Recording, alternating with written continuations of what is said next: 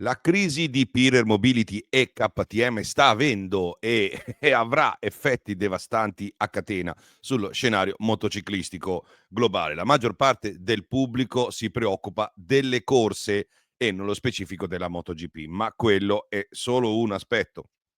Quali saranno gli effetti sullo scenario produttivo, sull'occupazione, sul mercato delle moto e sulle corse, tutte le corse? Cosa potrà succedere alle aziende, alle moto in vendita e ai vari campionati? C'è poi il tema specifico dei piloti, perché tutti sembrano preoccuparsi tanto per Acosta e molto meno per Binder, Bastianini e Vignales. Trovate le spiegazioni con alcune ipotesi clamorose se guardate il video. Attenzione, sembrano cose scollegate fra loro, ma non lo sono. Volete vedere? Dai!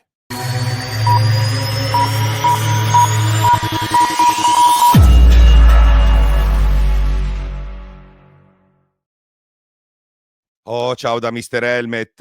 Io lo so che ormai avete capito che questa cosa di KTM è molto seria perché ci sono arrivati tutti. Quando ci arrivano tutti, effettivamente è vero.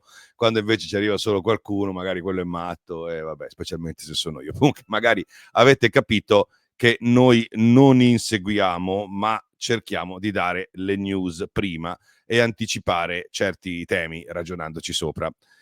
Tutti si sono buttati sulle corse e sulle preferenze per Acosta. Vi prometto che ve ne parlerò, però prima ci sono temi addirittura più importanti, magari non ci avete pensato, però ci sono questi temi qui e proprio questi influiranno sulle corse di KTM come la conosciamo. Allora, andiamo per ordine. Allora, il primo tema è quello dello scenario industriale. Ma come parti da lontano? Adesso vi spiego. La situazione di KTM rischia di mettere in ginocchio l'Austria intera. Attenzione, sarebbe come se Stellantis smettesse di operare in Piemonte e l'Austria è piccolina, è grande come una grande regione italiana, non tanto di più. Quindi non dico la chiusura di KTM perché KTM non chiuderà, ma un semplice stop dell'azienda KTM praticamente è in grado di fermare tutto il land che la riguarda. È mezza nazione dal punto di vista meccanico e produttivo. Se poi si deciderà, come già anticipato nell'assemblea dei creditori, di delocalizzare quello che è rimasto di una produzione di KTM che è già abbondantemente delocalizzata, allora ci saranno effetti sicuramente ancora più drammatici. Vi faccio un elenco. L'aumento consistente della disoccupazione diretta, quelli mandati a casa da KTM, poverini, l'aumento consistente della disoccupazione indiretta dell'indotto, cioè di tutte quelle aziende che lavorano con KTM, non necessariamente come fornitori, ma proprio anche, non so, aziende di pulizie, catering, ristorazione, i negozi del circondario, di tutte le famiglie che abitano lì, insomma, l'indotto, quello diretto e indiretto. E poi sono previsti, questo l'hanno già detto anche nell'assemblea dei creditori, dei fallimenti a catena, delle reazioni a catena proprio di società del gruppo Pirer Mobility, ma anche sotto KTM stessa, non ritenute necessarie e strategiche, quindi di società che grazie a Pirer e KTM lavoravano, che avevano addirittura in molti casi come unico committente un'azienda così. Quindi Mattighofen, che è la città di riferimento più vicina, potrebbe davvero diventare un'area fantasma. Ok, attenzione. Però attenzione ancora che la cosa non rimarrebbe circoscritta nei confini austriaci, perché con KTM lavorano moltissime aziende europee, anche italiane, piccole, medie e grandi, cioè con 25.000 fornitori. È ovvio che se uno va in crisi non si limita a danneggiare l'ambiente circostante, ok? Si allarga un po'. Per esempio, grandi aziende come Brembo risentiranno di una situazione di questo tipo, dovranno fermare delle linee per tutto il materiale che avevano pianificato di produrre, che magari era già in commessa e invece sappiamo già che salterà. E quindi tutto quello che è primo impianto di una grande azienda di produzione meccanica, motociclistica nello specifico, quindi freni, pneumatici, scarichi, tutta una serie di altre cose, no? Di componentistica di base non prodotta internamente, verrà stoppato prima e drasticamente ridotto poi quando si ripartirà. Insomma, se si ripartirà, il modo in cui si ripartirà non lo sappiamo. Quindi a marzo avremo le idee molto più chiare su questa cosa qui.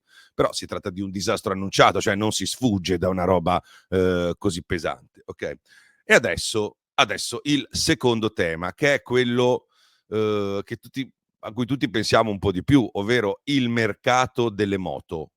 Cioè, cosa succederà alle moto KTM e al mercato in generale? Sarà super crisi. Voi avete visto a EICMA quanti modelli nuovi anche per via della nuova omologazione Euro 5 Plus o Plus, come dicono quelli che vogliono fare gli anglofili, no? Ebbene, molte aziende dovranno smaltire i veicoli Euro 5 immatricolati, quelli che stanno immatricolando di fretta in questi giorni. Questo mercato di moto deprezzate, perché verranno vendute sicuramente a prezzi convenienti perché sono già targate, farà concorrenza ai modelli nuovi da targare. Quindi, ma a questo mercato di moto deprezzate già immatricolate di tutte le case, no, che ne avranno da smaltire, farà concorrenza il pacchetto da decine di migliaia di moto di Pirer Mobility, KTM, Husqvarna, MV Agusta e GasGas. Cioè queste moto verranno targate il più possibile in questi giorni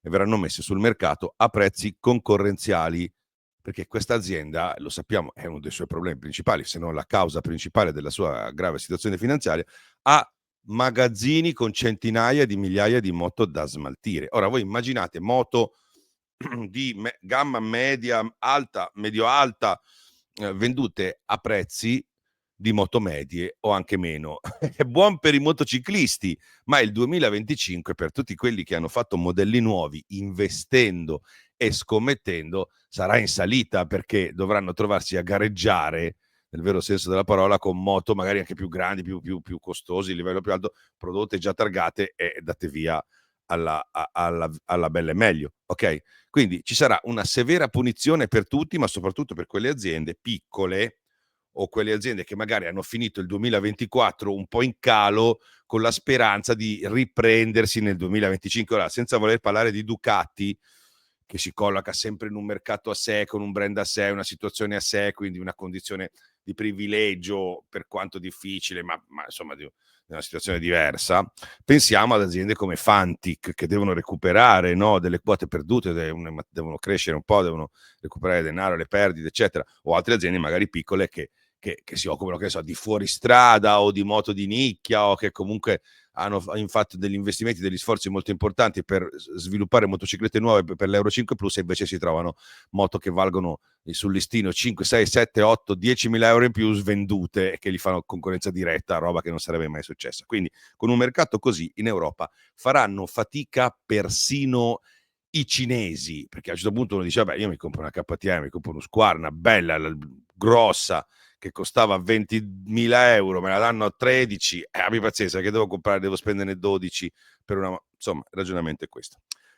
Questo era il secondo tema. Adesso parliamo del terzo tema, che sono le corse. Allora, ci avviciniamo al discorso piloti che tanto vi interessa, ma prima della MotoGP ci sono altri campionati. Allora, intanto vi dico una roba al volo così, quello del super enduro, no? Mi hanno scritto molti appassionati che è a serio rischio, e chissà quanti altri campionati così.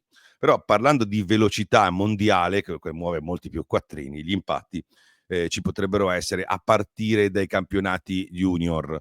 Per esempio, la Rookies Cup verrà sicuramente salvata, questo ve lo dico subito, anche perché è una roba di Red Bull e perché si corre con Moto 3, mi pare del 2016, insomma di anni precedenti. Però l'organizzazione potrebbe subire dei cambiamenti, perché al momento si viaggia come in un circo, ve la spiego un po' così.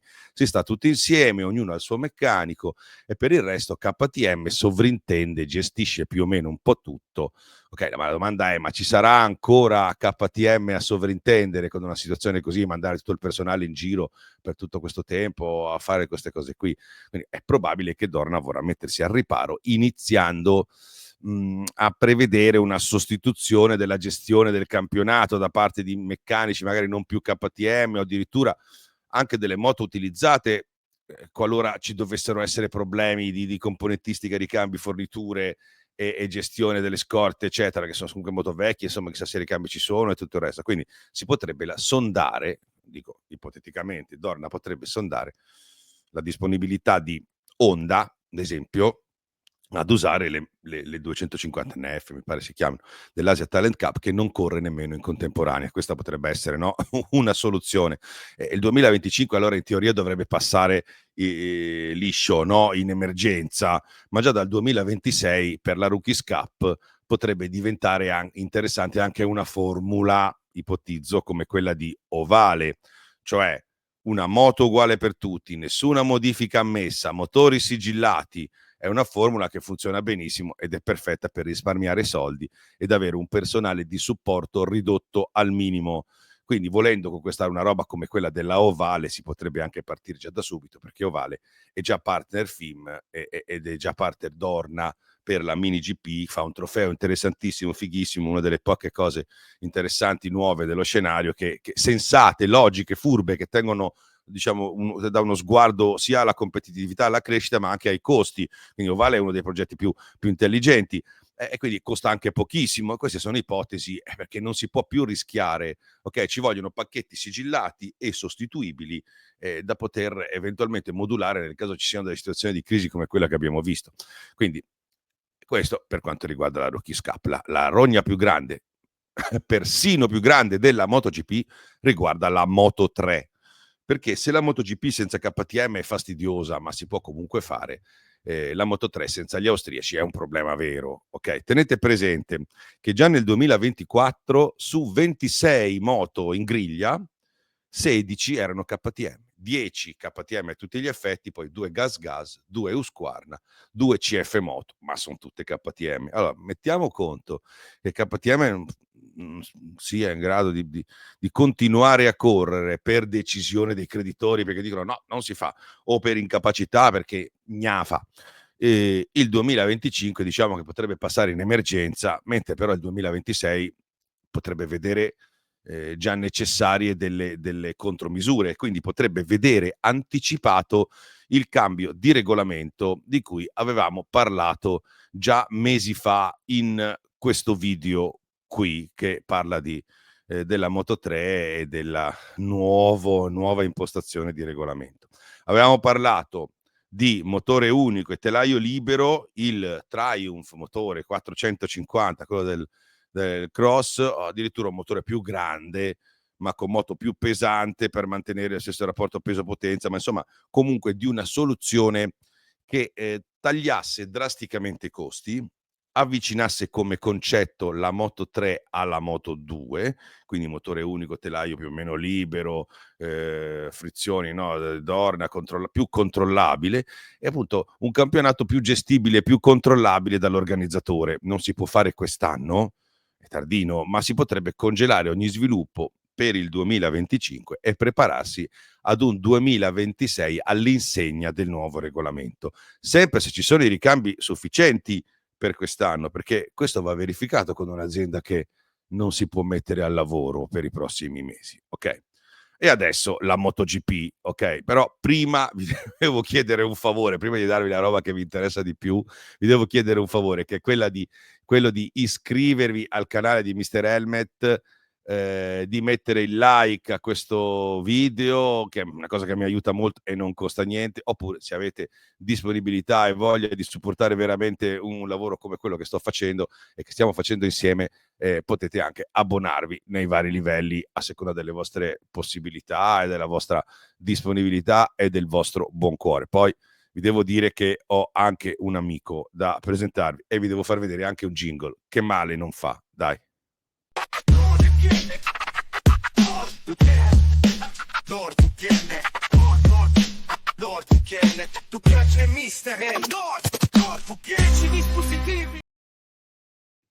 nordvpn.com/MrHelmet, 10 dispositivi, perché ragazzi, la privacy e la sicurezza online sono le cose più importanti quando navigate. Wifi pubblici in viaggio, ad esempio, non sono una buona idea, ma non sono sicuramente le connessioni più sicure, però se non si hanno altre scelte o altre opzioni, allora bisogna collegarsi con quelle. Però voi con NordVPN state sicuramente tranquilli, oppure vi mandano un messaggio, un sms, un messaggio su WhatsApp o con un link.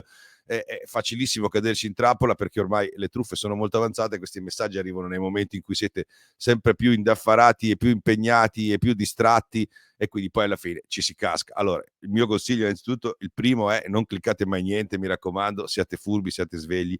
E il secondo consiglio è: di aderire a NordVPN, perché NordVPN ha una funzione che vi protegge da questi siti pericolosi, dai malware che per sbaglio potreste scaricare. Funziona, come avete sentito dal jingle, su 10 dispositivi e quindi vi copre un po' tutto. Andando su nordvpn.com/Mr. Helmet c'è lo sconto che ottiene chi supporta questa pagina e va con NordVPN. Andreste mai in moto senza casco? No.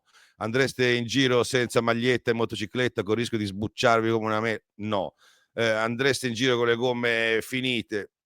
Direi di no. E allora badate alla vostra privacy anche quando navigate, soprattutto perché poi vi geolocalizzate, usufruite dei contenuti dove volete, dai. Queste cose ormai, se seguite Mr. Helmet, le sapete, e così salvate la baracca. Bene, allora torniamo a noi. Per quanto riguarda la MotoGP, vi do un mega rumor, ok? Per quanto riguarda i piloti in difficoltà, Ducati ad Acosta avrebbe detto quello che diceva il fornaio alla moglie di Fantozzi. Il fornaio è Dalligna, è diabolico, e per Acosta una moto speciale c'è sempre. Per lei il filoncino speciale c'è sempre. E gli avrebbero parlato di un trattamento come Martin l'anno scorso, non è chiaro se con moto ufficiale, in team clienti o in caso di insomma, oppure proprio con la stessa moto di Martin, cioè la GP24. Allora, il fatto è che Ducati non ruba per abitudine i piloti sotto contratto degli altri, e quindi la condizione è che Acosta, per poter fare questa cosa, perché questa cosa si possa fare, sia libero. Questo può succedere solo nel caso di inadempienza di KTM, ovvero in caso che KTM non corra e che Acosta sia senza moto, e quindi oltre a poterla denunciare per inadempienza si debba cercare anche, sia anche libero di cercarsi un'altra sella. Però voi sapete che KTM, e io non so come riesca a fare questo, ogni giorno fa qualcosa in qualche messaggio in cui garantisce le gare, e quindi dobbiamo credere che questo sia vero, anche se per mesi hanno garantito un sacco di cose, a partire dalla smentita della crisi e tutto il resto. Quindi sappiamo quanto valeva la parola del management di KTM prima, e soprattutto quanto vale adesso che il management di KTM non decide quasi niente. Cioè, se avessero bleffato per non farsi mandare a quel paese, insomma, noi non lo sappiamo, lo sapremo abbastanza presto, però quel presto potrebbe essere tardi per Acosta per liberarsi, e per Ducati per preparargli una moto. Oddio, se la moto c'è, si è detto che c'è già, c'è, però insomma sarebbe curioso. Allora, qui però monta un po' l'incazzatura, perché in tanti si lamentano del trattamento, fra virgolette, odio fare le virgolette così, però questa volta servivano, trattamento, fra virgolette, speciale, riservato da media, da Dorna, da KTM, da Red Bull, nei confronti di Acosta rispetto agli altri tre a rischio occupazione, perché Acosta, ok, parlano con Acosta, rassicurano Acosta. Io vi devo spiegare, è molto importante, le differenze fra Pedro Acosta e gli altri. Allora, a parte il talento, il livello, la promessa, il peso mediatico, l'interesse e quanto la stessa Dorna sta puntando su Acosta, si è visto, lo dice, non lo nasconde, proprio la situazione contrattuale è diversa. Mentre Vignales e Bastianini hanno il cappellino Red Bull perché corrono con la KTM, e quindi quello è uno sponsor molto importante, va bene. Attenzione, Acosta corre su KTM perché ha il cappellino Red Bull. Ve lo spiego meglio. Anche dal punto di vista manageriale, cioè se a Bastianini si può dire che il suo manager eventualmente non ha fatto benissimo i controlli prima di farlo firmare a giugno, quando è uscito il video di Mr. Helmet, ma non è vero, perché dai bilanci già a marzo la situazione era di cacca.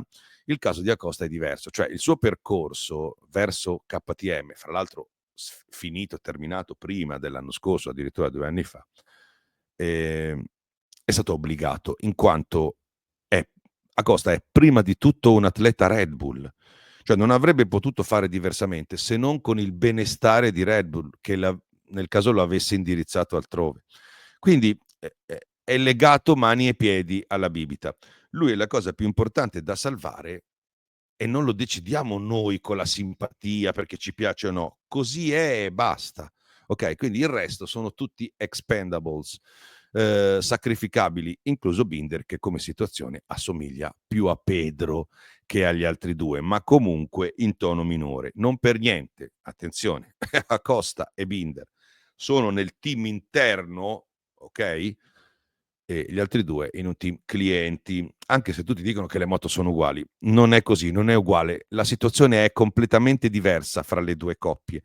Non si tratta come per Acosta e Binder di 2 piloti Red Bull dal giorno 0 della loro carriera, ma di 2 piloti che prima erano monster, sono appena arrivati e sono, diciamo, di passaggio, sono aggiunti, okay?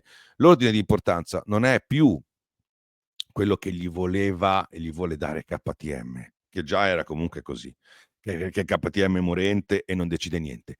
L'ordine di importanza di questi piloti è quello che gli decide di dargli Red Bull, che può salvare tutto, dalla Rookies Cup al team Red Bull, alla classifica dei piloti, soprattutto adesso l'ha fatta così. Cioè, adesso che ha perso Marquez, Red Bull ha questa lista di piloti importanti fra le mani. Acosta, con distacco, Binder, che per il mercato dove è sudafricano è molto importante ed è un pilota da sempre Red Bull, e questi 2 vanno salvati. Gli altri 2 prendono quello che rimane, se rimane, mi dispiace. Non è che decido io, non è che stanno antipatici a me, come qualcuno potrà dire, non è che non so se è giusto o sbagliato, non mi interessa. In MotoGP tanti piloti corrono per motivi anche diversi dai meriti sportivi e salgono di graduatoria per motivi anche diversi. Sapete tutti che gli sponsor e i passaporti ancora contano qualcosa, quindi dovete sapere che Vignales e Bastianini magari se la potranno cavare anche meglio di Acosta e Binder, ma sarebbe un po' a culo alla Morbidelli, alla Marini, a Red Bull e a Dorna. Interessa altro che questi 2, non me ne voglia, cioè non mi dispiace, ok? Allora, voi sapete che quando deve essere così, così va. Se Dorna dice che bisogna fare così, così si fa, e Red Bull ancora peggio. Sommate insieme, fate voi. Abbiamo parlato di cose molto diverse fra loro, ma sono tutte collegate e bisognerà aspettare, ma poco, e noi non possiamo inventarci niente, né noi né altri. Fatemi sapere cosa ne pensate di questi 3 scenari e ditemi se anche per voi la MotoGP è quello che faranno questi 4 piloti, è forse la cosa meno importante, perché ci sono posti di lavoro, famiglie, miliardi di euro in gioco in altri settori, molto, in una situazione molto più eclatante. Fatemi sapere e ciao da Mr. Helmet. Grazie a tutti.